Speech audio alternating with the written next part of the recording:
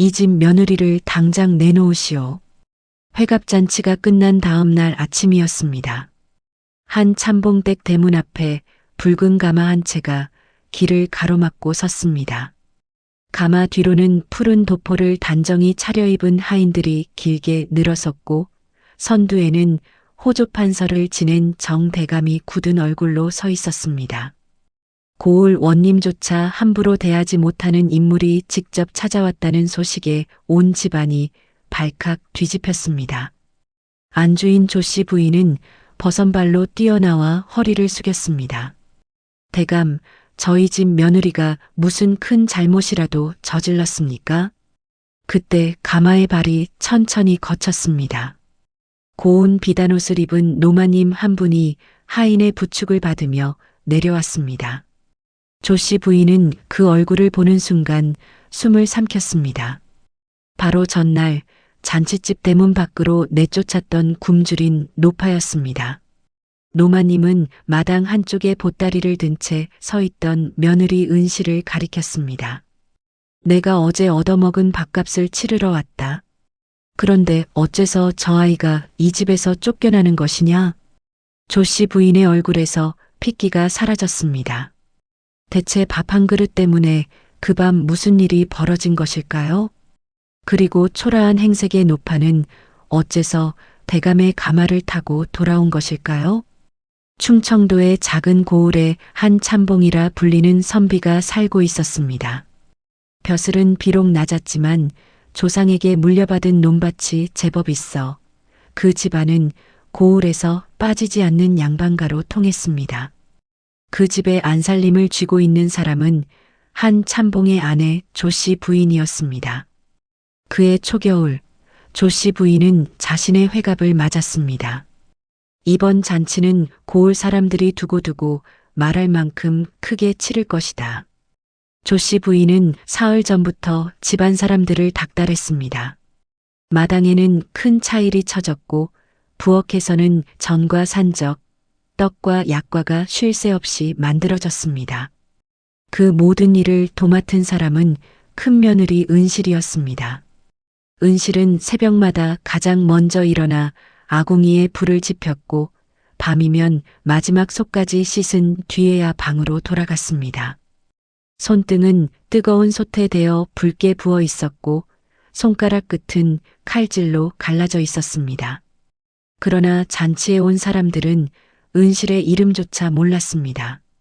마님 솜씨가 대단하십니다. 이 많은 음식을 언제 다 마련하셨습니까?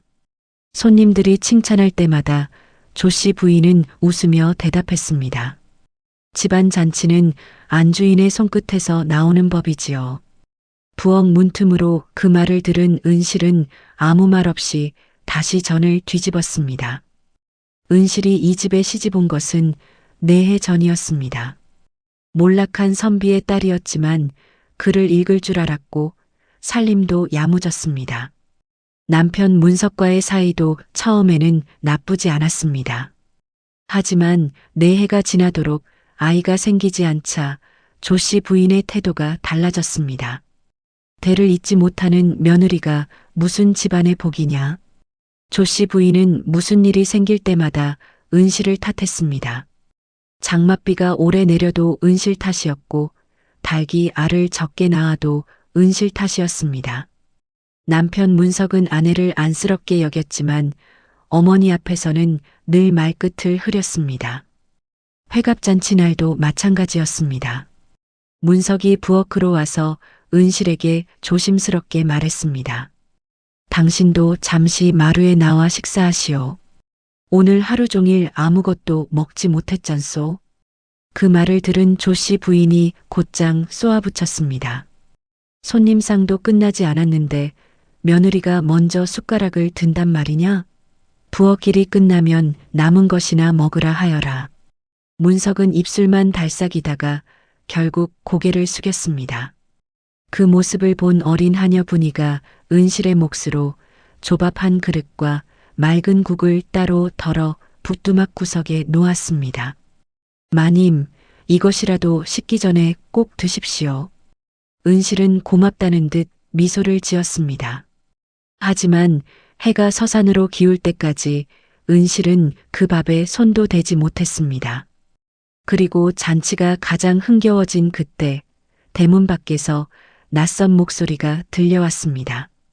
미안하지만 따뜻한 밥 한 술만 얻을 수 있겠습니까? 그 한마디가 잔치집의 운명을 바꾸어 놓았습니다. 대문 앞에는 70이 넘어 보이는 노파가 서 있었습니다. 회색 치마는 진흙으로 얼룩져 있었고 한쪽 집시는 끈이 끊어져 발뒤꿈치가 그대로 드러나 있었습니다. 비바람에 젖은 머리카락이 얼굴에 달라붙어 누가 보아도 며칠을 떠돈 사람처럼 보였습니다. 노파는 대문 안에 차려진 잔치상을 바라보며 다시 한번 부탁했습니다. 남은 밥이면 됩니다. 한 술만 주시면 금세 물러가겠습니다. 조씨 부인의 눈썹이 치켜 올라갔습니다. 경사스러운 날에 재수없게 웬 거지가 대문을 막는 것이냐? 마님, 늙은이가 길을 잃고 하루를 꼬박 굶었습니다. 그 사정까지 내가 알아야 하느냐? 당장 내쫓아라. 대문을 지키던 하인이 노파의 팔을 거칠게 잡았습니다. 힘없이 밀려난 노파는 돌계단 아래로 넘어졌고 손바닥이 날카로운 돌에 긁혀 피가 맺혔습니다. 마침 빈 그릇을 들고 나오던 은실이 그 모습을 보았습니다. 잠깐만 기다리십시오. 은실은 그릇을 내려놓고 노파에게 달려갔습니다. 어르신, 다치신 곳은 없으십니까? 괜찮습니다. 그저 조금 어지러울 뿐이요. 노파의 손은 얼음장처럼 차가웠습니다. 은실은 사람들의 시선을 피해 노파를 부엌 뒤편 장작더미 옆으로 데려갔습니다. 그리고 분이가 챙겨두었던 자신의 밥과 국을 가져왔습니다. 변변치 않지만 따뜻할 때 드십시오.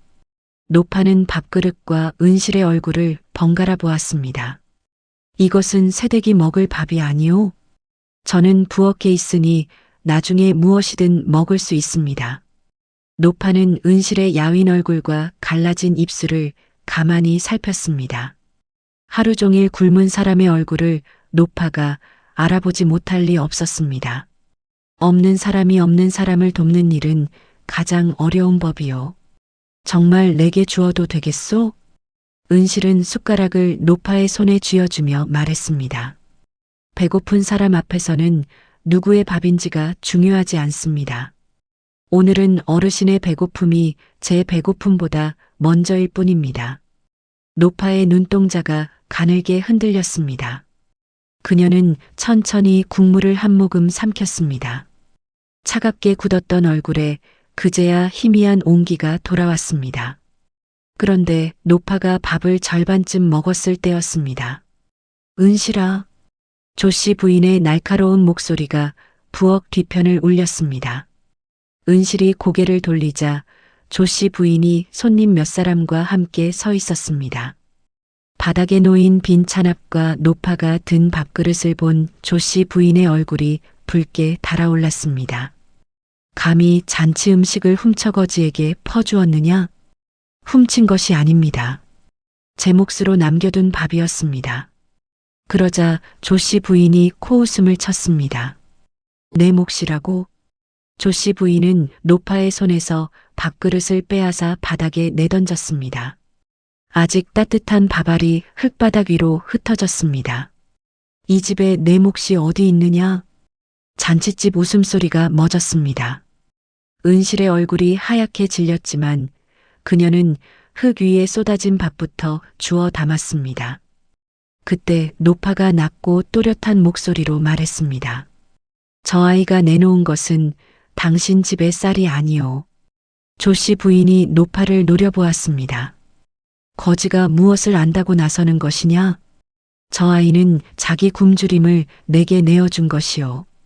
그것은 아무리 부유한 집이라도 함부로 빼앗을 수 없는 것이오.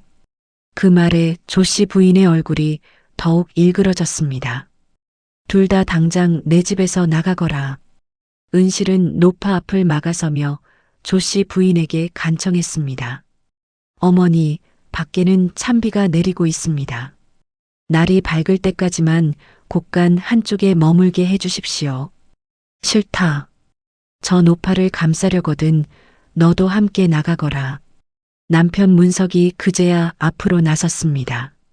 어머니, 은실이 좋은 뜻으로 한 일입니다. 오늘만은 그냥 넘어가 주십시오. 너는 입 다물어라. 아이 하나 낳지 못한 계집을 감싸고도 내가 이 집 장남이냐? 문석의 어깨가 움츠러들었습니다. 그는 은실을 바라보았지만 끝내 어머니 앞을 막아서지 못했습니다. 그 순간 은실의 눈빛에서 마지막 기대가 사라졌습니다. 은실은 자신의 낡은 저고리를 벗어 노파에 젖은 어깨에 둘러주었습니다. 가시지요, 어르신. 두 사람이 대문으로 향하자 한 참봉이 헛기침을 하며 나섰습니다. 여보, 잔칫날 밤에 사람을 내쫓았다는 말이 퍼지면 우리 체면도 좋지 않소? 비어있는 누에방에서 하룻밤만 묵게 합시다. 조씨 부인은 손님들의 눈치를 살피다가 마지못해 허락했습니다. 좋습니다.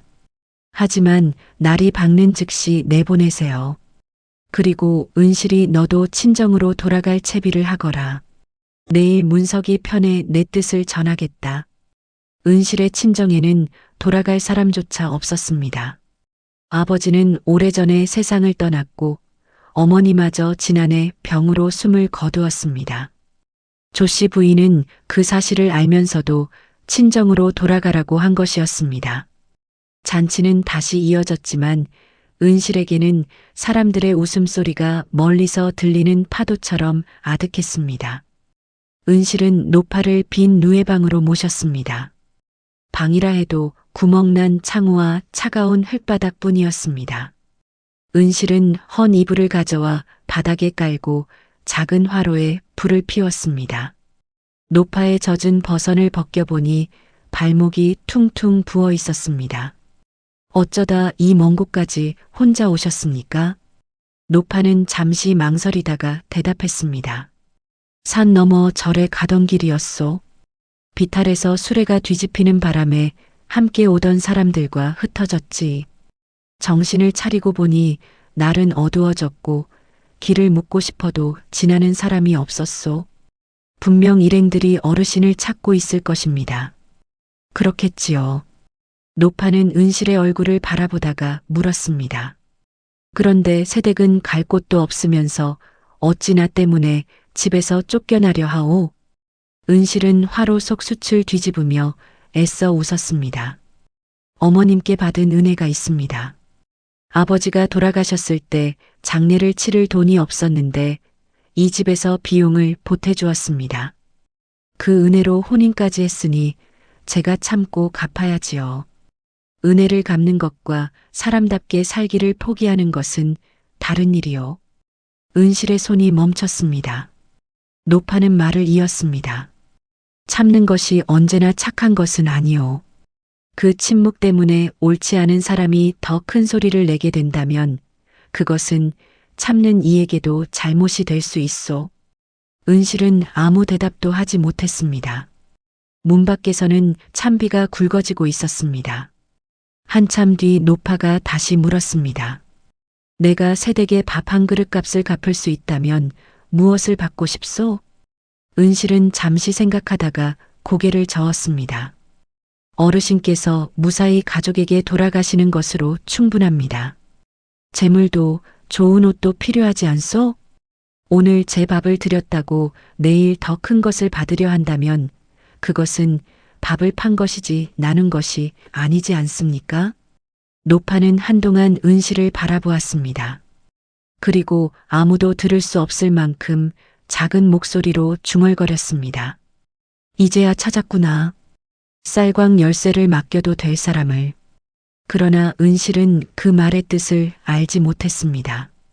밤이 깊어지자 노파는 열이 오르기 시작했습니다. 은실은 부엌에서 생강과 마른 대추를 조금 가져와 달인 물을 만들었습니다. 이번에도 조씨 부인의 눈에 띄면 도둑으로 몰릴 것이 분명했지만 눈앞에 환자를 그대로 둘 수는 없었습니다. 은실은 밤새 노파의 이마에 젖은 수건을 갈아주었습니다. 새벽녘이 되어서야 노파의 숨이 고르게 가라앉았습니다. 이제 괜찮으십니까? 새댁 덕분에 살았소. 노파는 품 안을 더듬어 작은 옥비녀 하나를 꺼냈습니다. 진흙에 묻혀 있었지만 비녀 끝에는 정교한 항무늬가 새겨져 있었습니다. 이것을 받아두시오. 은실은 깜짝 놀라 손을 저었습니다. 받을 수 없습니다. 품삯이 아니라 약속의 표시요. 내가 반드시 다시 돌아오겠다는 약속. 그 약속이라면 물건 없이도 믿겠습니다. 은실은 끝내 비녀를 받지 않았습니다.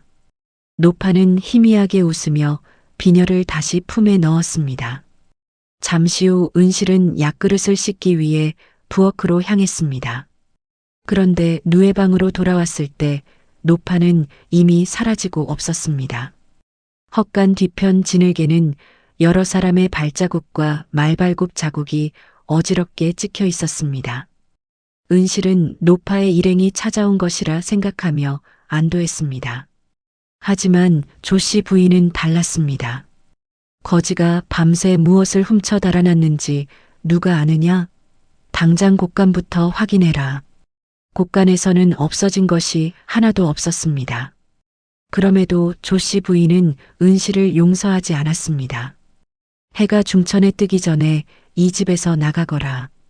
은실은 작은 보자기에 옷 2벌과 돌아가신 어머니의 나무빗 하나를 싸넣었습니다.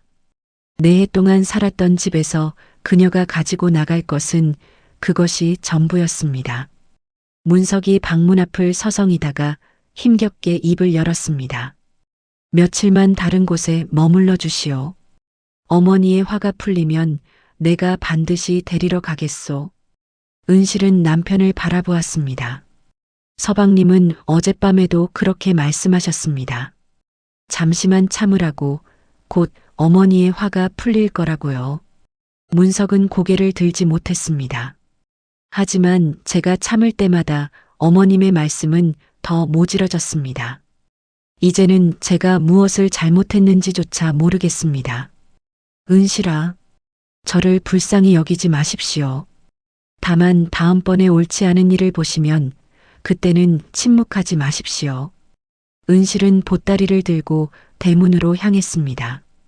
조씨 부인은 마루에 앉아 그런 며느리를 차갑게 내려다보았습니다.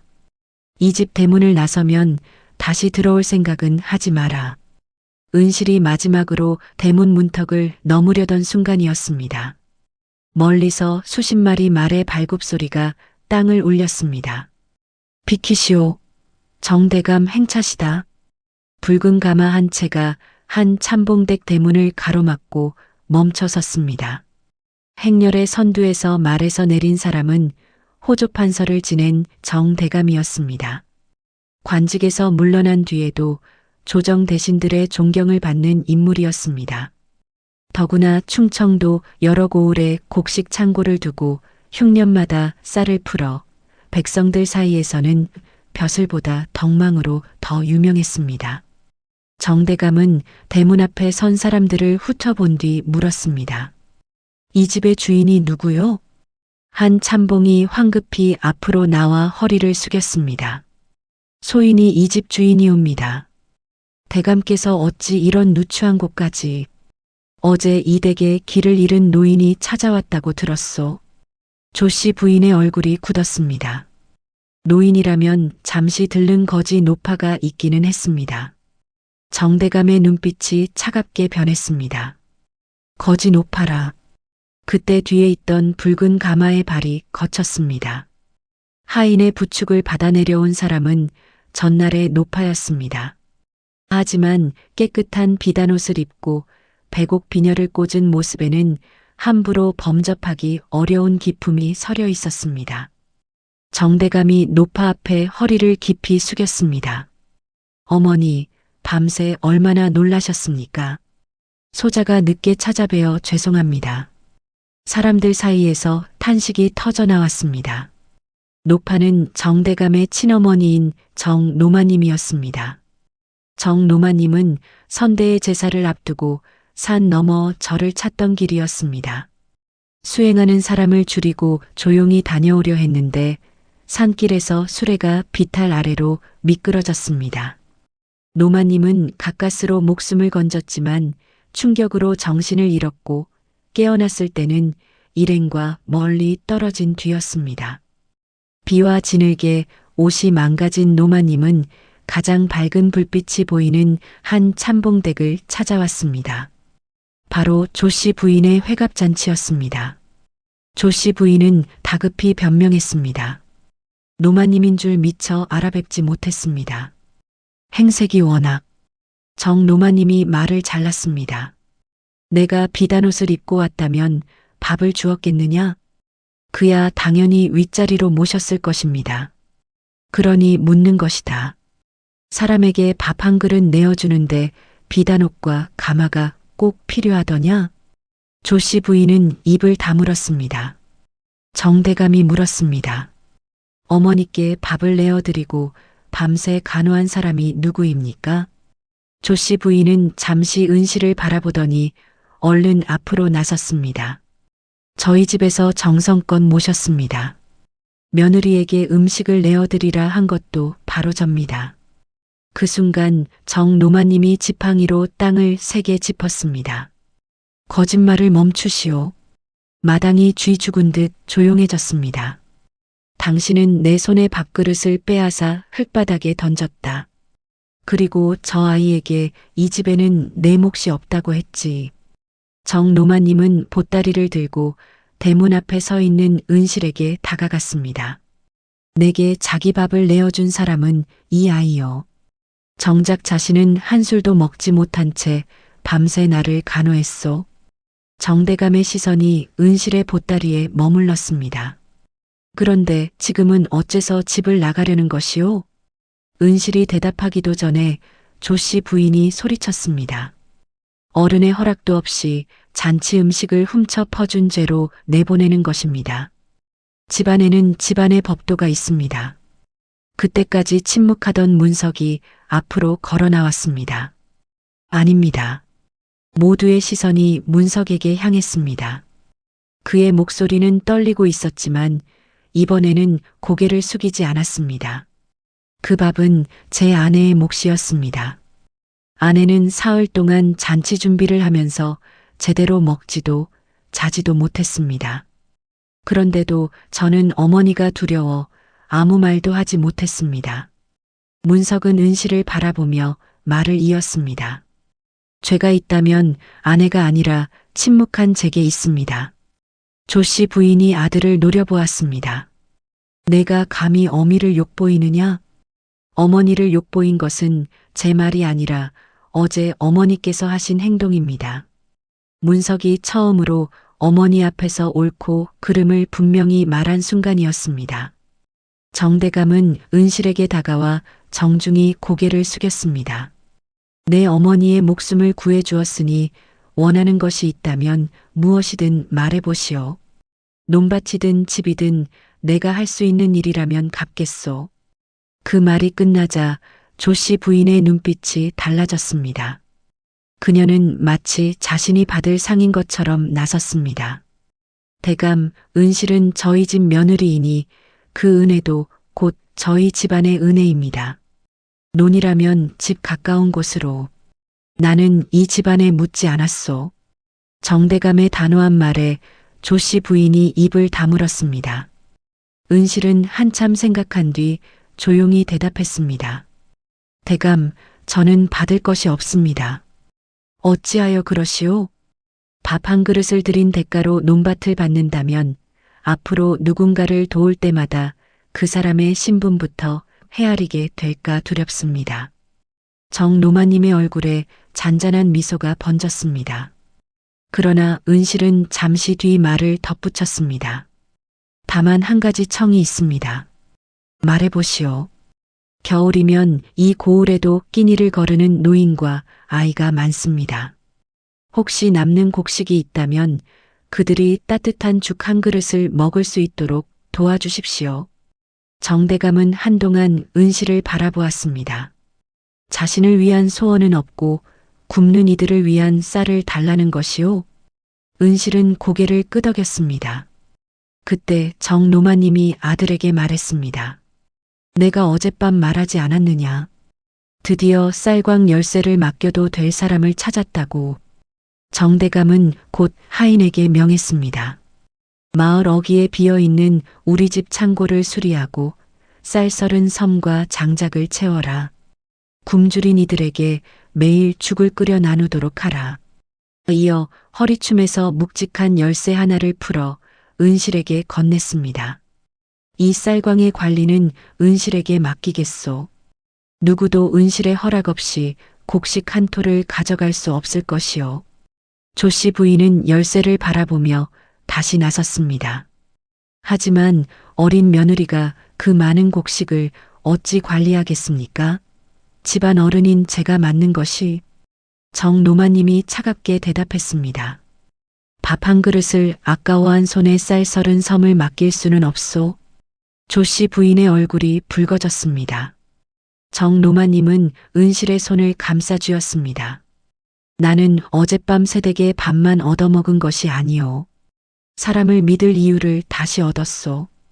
그러니 이 열쇠는 밥값이 아니라 내가 새댁에게 맡기는 부탁이요. 은실은 두 손으로 열쇠를 받았습니다. 정대감은 한 참봉과 문석을 차례로 바라보며 말했습니다. 은실이 이 집을 떠나기를 원한다면 내 소유의 별당을 내어주고 구율 창고를 맡기겠소. 선택은 은실에게 맡기겠소. 은실은 시댁의 대문과 손에 든 보따리를 바라보았습니다. 그러고는 문석에게 물었습니다. 서방님께서는 제가 이 집에 남기를 바라십니까? 그렇소. 하지만 예전처럼 참고 견디라고 붙잡지는 않겠소. 문석은 사람들 앞에서 아내에게 허리를 숙였습니다. 당신이 이 집에서 사람답게 살 수 있도록 내가 먼저 달라지겠소. 다시 침묵하지 않겠소. 은실은 곧바로 대답하지 않았습니다. 잠시 후 그녀는 들고 있던 보따리를 대문 안쪽에 내려놓았습니다. 한 번만 더 믿어보겠습니다. 다만 이 집에서 누구의 밥도 함부로 빼앗기지 않게 해주십시오. 문석은 힘주어 고개를 끄덕였습니다. 조씨 부인은 아무 말도 하지 못했습니다. 어제 자신이 내던진 밥 한 그릇이 오늘 쌀 30섬의 주인을 결정하고 있었습니다. 며칠 뒤 마을 어귀의 빈 창고는 굶주린 이들에게 따뜻한 죽을 나누는 장소가 되었습니다. 은실은 쌀이 들어오고 나가는 양을 직접 확인했고 몸이 불편한 노인에게는 하녀분이와 함께 죽을 가져다 주었습니다. 한 번 먹을 양을 줄이는 대신 더 많은 사람이 먹게 했지만 어린아이와 병자에게만큼은 넉넉히 담았습니다. 남편 문석도 매일 장작을 나르고 물을 길었습니다. 사람들은 처음에는 대감의 곡식을 맡은 은실에게 잘 보이려 몰려왔습니다. 그러나 은실은 양반과 상민을 가리지 않았고 친한 사람이라고 더 주거나 미운 사람이라고 덜 주지 않았습니다. 얼마 지나지 않아 사람들은 은실을 곡식의 주인이 아니라 한술의 온기를 지키는 사람이라 불렀습니다. 조씨 부인은 그런 며느리가 못마땅했습니다. 집안일도 많은데 남의 밥이나 퍼주고 다니는구나. 하지만 예전처럼 은실을 함부로 막을 수는 없었습니다. 무엇보다 문석이 더는 침묵하지 않았습니다. 어머니, 굶는 사람을 먹이는 일은 집안의 복을 버리는 일이 아닙니다. 그의 겨울은 유난히 추웠습니다. 어느 날 한 참봉이 이웃 고을에서 돌아오다가 눈길에 미끄러져 다리를 다쳤습니다. 길가에 쓰러진 한 참봉을 발견한 사람은 마을 밖 움막에 살던 늙은 나무꾼이었습니다. 그는 한 참봉을 등에 업고 한참을 걸어 집까지 데려왔습니다. 조씨 부인이 살해하려 하자 나무꾼은 손을 저었습니다. 댁의 며느리에게 얻어먹은 죽 덕분에 이번 겨울을 넘기고 있습니다. 그 댁 어른을 그냥 지나쳤다면 제가 사람이 아니지요. 그 말을 들은 조씨 부인은 한동안 아무 말도 하지 못했습니다. 며칠 뒤 이른 아침, 조 씨 부인은 처음으로 그 창고를 찾았습니다. 은실은 시어머니가 자신을 꾸짖으러 온 줄 알고 긴장했습니다. 하지만 조 씨 부인은 말없이 앞치마를 둘렀습니다. 그리고 죽을 퍼 담기 시작했습니다.